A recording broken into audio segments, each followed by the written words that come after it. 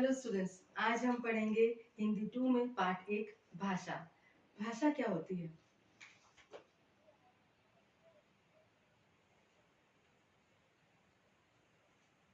क्या आपको समझ आया मैं अभी क्या कह रही थी? नहीं ना, क्योंकि ये हमने कुछ इशारों में बात की, लेकिन क्या हम हर बात को कुछ छोटे जो शब्द होते हैं वो हम इशारों में बोल लेते हैं, जैसे कि बहुत अच्छा, बहुत बढ़िया, या रुको, आ जाओ, चले जाओ, रुक जाओ। ये हम बात करते हैं। इन बातों को जब बोलना होता है तो कई बार हम दूर होते हैं और हमारी आवाज सामने वाले इंसान तक नहीं पहुंच पाती, तो हम इशारों में भी बात करते हैं, या कभी कभी हम बात करते हैं इशारों में भी। लेकिन जब हमें अपनी मन की बात कहनी होती है, जैसे कि अभी मैं बोल रही हूँ, मुझे अपनी बात बतानी है, तो मैं कैसे बता रही हूँ? बोलकर। तो जो हम अपने मन को, विचारों को सामने वाले इंसान को, जिसे हम समझाना चाहते हैं या बताना चाहते हैं, अपने मन के विचार बोलना चाहते हैं, तो जिस माध्यम से हम अपने विचार प्रकट करते हैं, उसे हम भाषा कहते हैं। और भाषा कितने प्रकार की होती है? दो तरह से हम उसका उपयोग करते हैं। एक तो होता है बोलकर और दूसरा होता है लिखकर। यानी कि बोलना यानी मौखिक भाषा, जिसे हम सुनकर और बोलकर उपयोग में लेते हैं, और दूसरी होती है लिखित भाषा, जिसे हम लिखकर या पढ़कर उपयोग में लेते हैं। यानी कि जो लिखा हुआ है उसे आप जब पढ़ते हैं तो एक लिखित भाषा का उपयोग करते हैं आप उसमें, उसी का एक प्रकार है। तो यहाँ पे देखिए, भाषा अपने मन की बात दूसरों तक को समझाने, दूसरों को अपने मन की बात, जो हमारे मन की बात है उसे हम दूसरों को समझाने के लिए, आपको अगर भूख लगी तो आप सिर्फ ऐसे से करेंगे तो मम्मी समझ जाएगी, लेकिन उसके बाद क्या, अगर आपको कोई और रोटी चाहिए या कुछ और खाना चाहिए तो आप उसके लिए इशारे करेंगे, पर कहाँ तक हम हर चीज से कितना इशारा कर सकते हैं।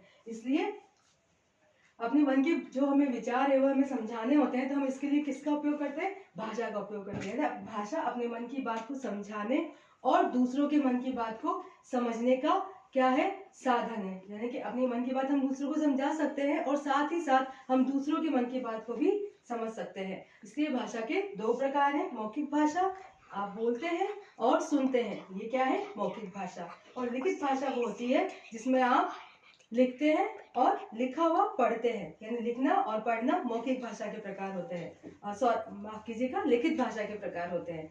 मौखिक भाषा बोलना और सुनना, लिखित भाषा लिखना और पढ़ना।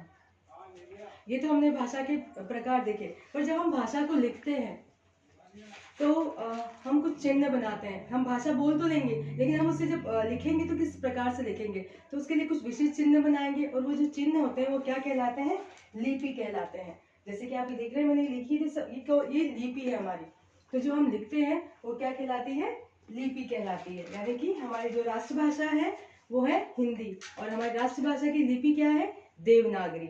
हमारा जो देश है इसमें कई तरह की भाषाएं हम बोलते हैं। एक देश, हमारा राष्ट्र एक ही है, लेकिन यहाँ पे हम अनेक भाषा बोलने वाले लोग रहते हैं। तो हमारे देश में कई भाषा बोली जाती है, लेकिन जो हमारी राष्ट्रभाषा है वो हिंदी है, और उसकी लिपि क्या है? लिपि है देवनागरी। लिपि मैंने आपको बताया कि जो चिन्ह होते हैं, जैसे ये चिन्ह, इन्हें हम जब अपनी बातों को हम लिखेंगे तो किस तरह से लिखेंगे? कुछ चिन्ह बनाएंगे, और वो चिन्ह ही क्या कहलाती है? लिपि कहलाती है। तो हमारे राज्य में हमारे राष्ट्र में कई राज्य हैं, और हर राज्य की एक अलग अलग भाषा है। जैसे कि पंजाब में पंजाबी बोली जाती है, बंगाल में बांग्ला बोली जाती है, उसी तरह से गुजरात में गुजराती और महाराष्ट्र में मराठी बोली जाती है, तमिलनाडु में तमिल बोली जाती है, कर्नाटक में कन्नड़, और उड़ीसा में उड़िया भाषा बोली जाती है। उसी तरह से आंध्र प्रदेश में तेलुगु बोली जाती है।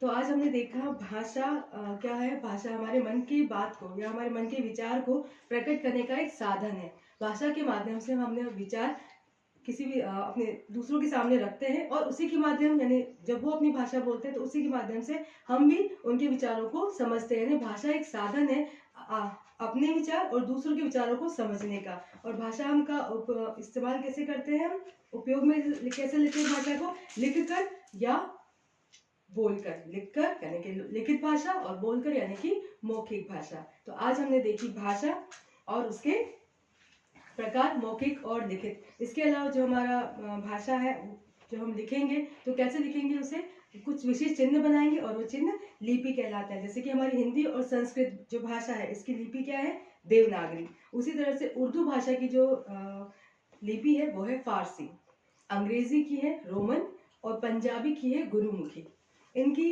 इन भाषाओं की क्या है लिपियां? जो मैं अभी हमने देखी, हिंदी व संस्कृत की देवनागरी, उर्दू की फारसी, अंग्रेजी की रोमन और पंजाबी की गुरुमुखी। इस तरह से हमने आज भाषा, उसके प्रकार और लिपि के बारे में कुछ जाना। Thank you.